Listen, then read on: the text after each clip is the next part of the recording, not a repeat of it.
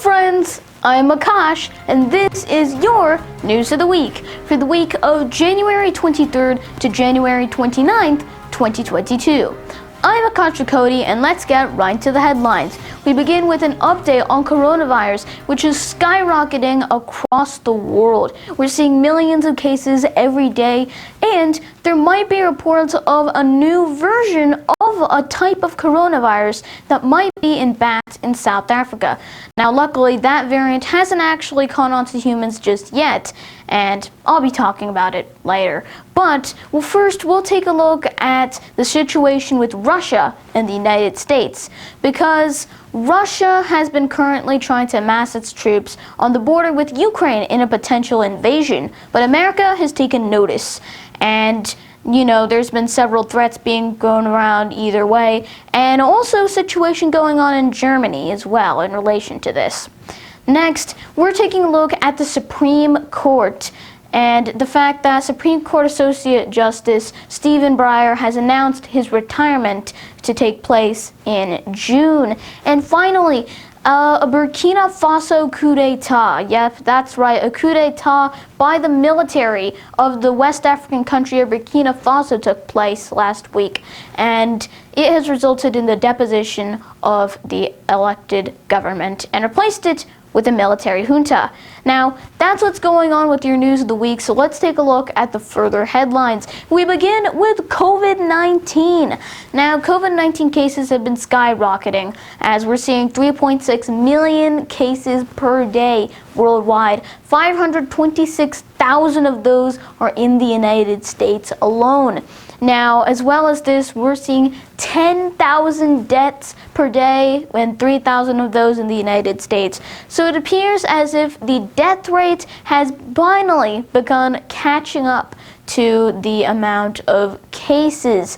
Now, as well as this, there have been reports by a Chinese scientist group who actually states that there could be a new version of coronavirus. And I don't mean SARS-CoV-2, I mean a literal type of coronavirus.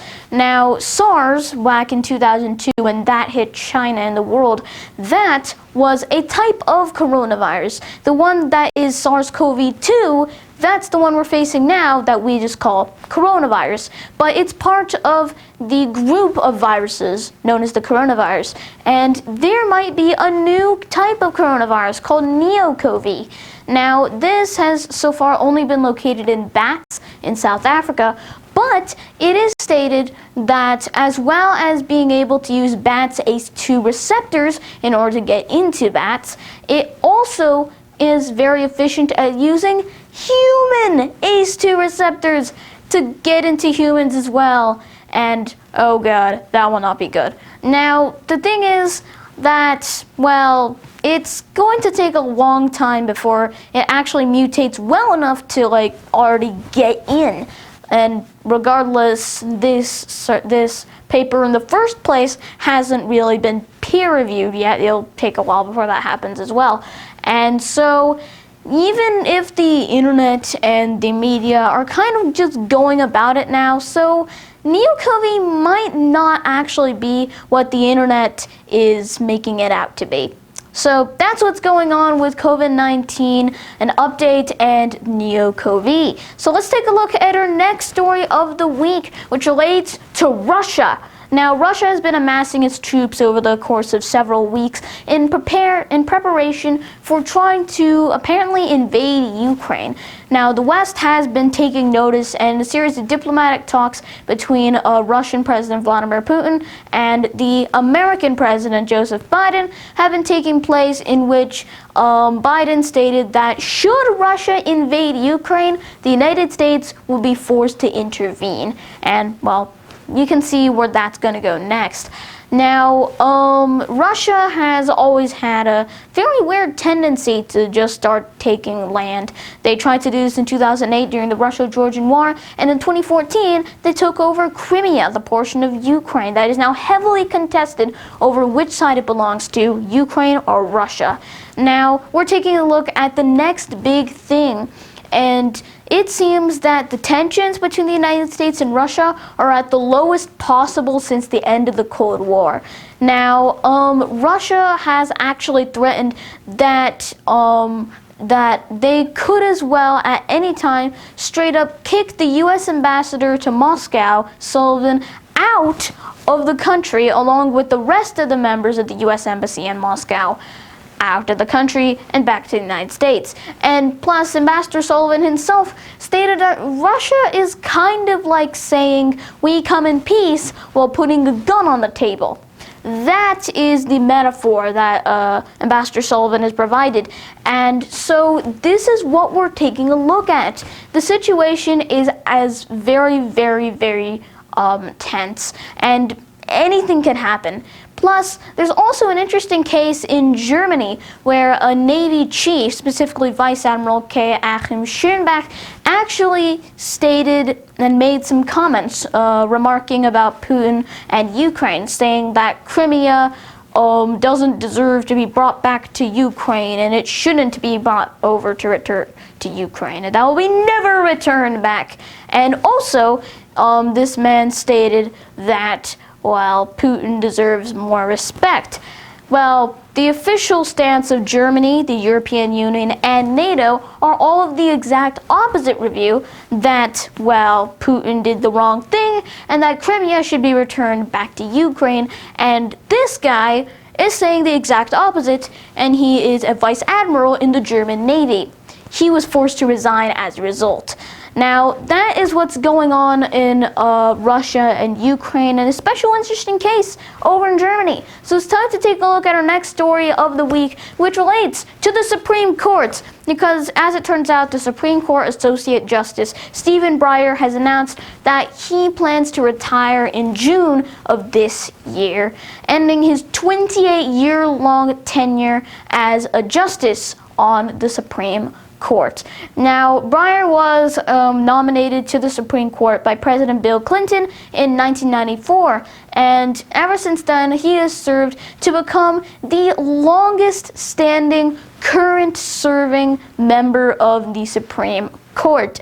Now, this means now that he is planning to retire, and this has sparked the next big debate over who is going to become the next Supreme Court justice. Who is President Biden going to nominate?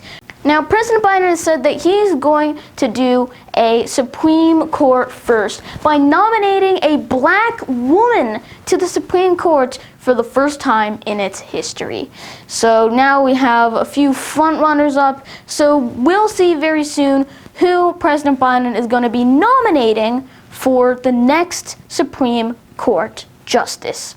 So, with that out of the way, we'll take a look at our final story of the week, which is the Burkina Faso coup d'etat. That's right, the military did a government takeover of the West African country of Burkina Faso and have deposed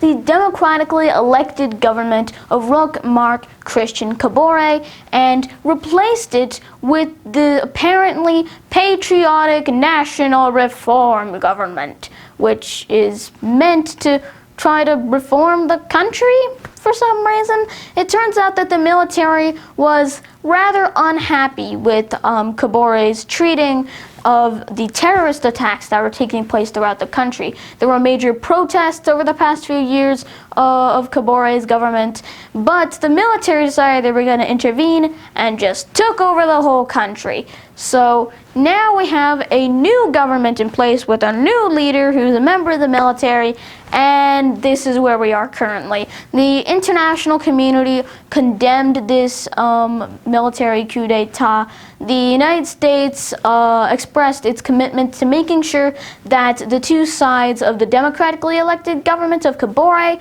and the leadership of the military junta that now runs the country will actually cooperate.